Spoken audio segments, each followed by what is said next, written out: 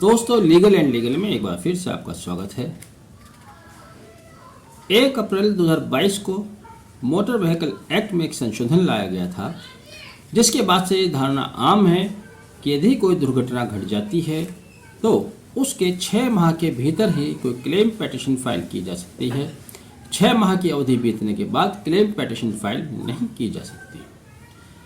इस अवधारणा पर डिटेल से प्रकाश डालते हुए माननीय उच्च न्यायालय मद्रास ने एक बहुत ही महत्वपूर्ण निर्णय दिया है, जिसमें उन्होंने बताया है कि 6 माह की लिमिटेशन की अवधि केवल तब लागू होती है जब दुर्घटना के संबंध में एफआईआर विदिन 6 मंथ दर्ज नहीं कराई गई है।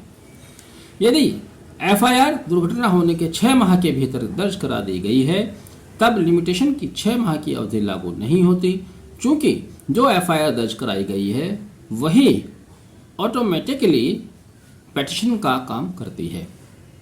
यह रिसेंट जजमेंट हाल ही में मद्रास हाई कोर्ट के जस्टिस वी लक्ष्मी नारायण द्वारा दिया गया, जो कि क्रिमिनल रिवीजन पिटीशन 25/8/2023 में Malarvan versus Praveen travels private limited में आया है, जिसमें माननीय उच्च न्यायालय ने कहा है यदि धारा 159 एमवी एक्ट के तहत पुलिस अधिकारी द्वारा एफआईआर दर्ज कर कार्रवाई की जाती है, तब उसके द्वारा तैयार की गई रिपोर्ट्स को पिटीशन की तरह ट्रीट किया जाना चाहिए।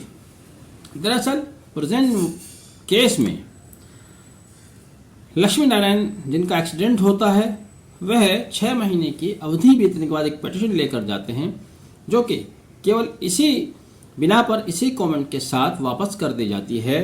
लिखकर दे दिया जाता है कि ये आपके पिटीशन टाइम बार्ड हो गई है, 6 महीने से पुरानी हो गई है, petition is return as per limitation barred, इस नोट के साथ वापस आ जाती है। अब उसके विरुद्ध आदेश के विरुद्ध ये हाई कोर्ट आते हैं। हाई कोर्ट ने एमिकस क्यूरी अपॉइंट किया, उन्होंने भी अपनी रिपोर्ट दी, जिसके आधार पर न्यायालय इस निर्णय पर पहुंचा कि लिमिटेशन का एक इतिहास रहा है। पुराना एक्ट 1939 में केवल 6 महीने का समय था पिटीशन फाइल करने का, लेकिन फिर उसको थोड़ा सॉफ्टन किया गया, एक प्रोविजन लाया गया, उसमें 6 महीने की डिले कंडोन का प्रावधान किया गया। 1988 में नया एक्ट आया जिसने 1939 के एक्ट को रिपील किया, और वहाँ पर इस डिस्क्रिशनरी पावर को 6 महीने फर्दर अगर वो उचित समझता है तो कंडोन किया जा सकता था। लेकिन 1994 में फिर एक और अमेंडमेंट लाया गया। अब जो लेटेस्ट अमेंडमेंट था 1 अप्रैल 2022 का, उसके अनुसार 6 महीने की अवधि बीतने के बाद पिटीशन फाइल नहीं की जा सकती।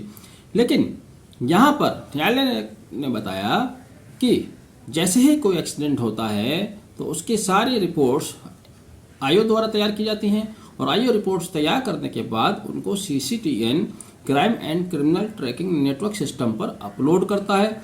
वहाँ से वह क्लेम ट्रिब्यूनल को फॉरवर्ड होती हैं या लीगल सर्विस अथॉरिटी को डिजिटली फॉरवर्ड हो जाती हैं। अब आइए कौन कौन सी रिपोर्ट तैयार करता है, इनको समझना बहुत जरूरी है। 3 रिपोर्ट्स मुख्य रिपोर्ट हैं जो उसको तैयार करनी है। फर्स्ट एक्सीडेंट रिपोर्ट एफएआर, दूसरा इंटरिम एक्शन रिपोर्ट आईएआर, और तीसरा डिटेल एक्सीडेंट रिपोर्ट डीएआर। इसके अलावा न्यायालय ने यह भी स्पष्ट किया, कानून सम्मत विधि व्यवस्था बताई उन्होंने, जो है कानून में है, रूल्स में है।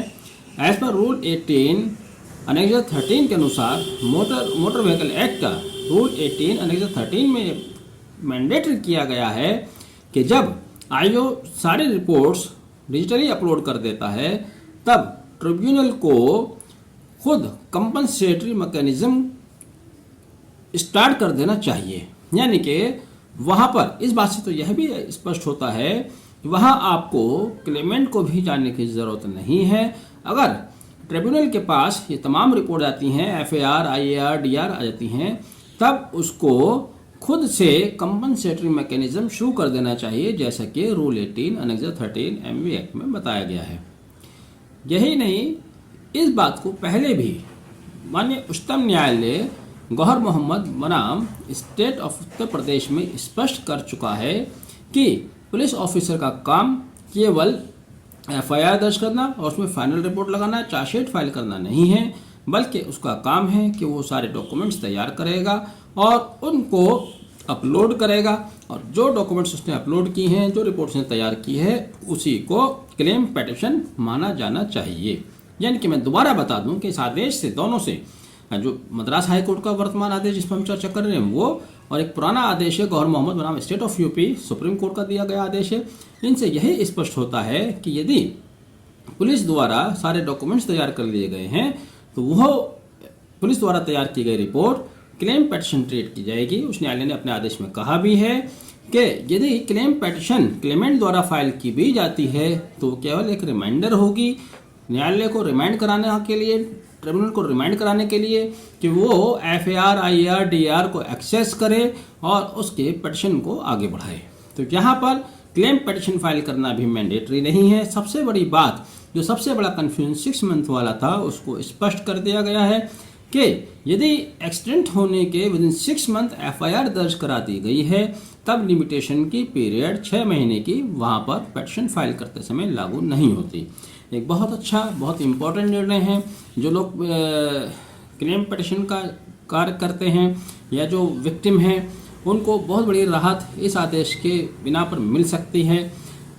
आमतौर से जब कोई दुर्घटना घटती है तो ऑन द स्पॉट या बाद में 1-2 दिन बाद में FIR तो दर्ज हो ही जाती है, और जब FIR दर्ज हो जाती है अगर उसका पीरियड 6 माह से अधिक का बीत जाता है तब आपको परेशान होने की ज़रूरत नहीं है। जैसे कि इस आदेश में कहा भी गया है कि क्लेमेंट को डॉक्यूमेंट इकट्ठा करना, दर दर की ठोकरें खाने की ज़रूरत नहीं है, बल्कि इन्वेस्टिगेशन ऑफिसर ये सारे डॉक्यूमेंट तैयार करेगा और उनको डिजिटली अपलोड करेगा और वो ऑनलाइन फॉरवर्ड करेगा।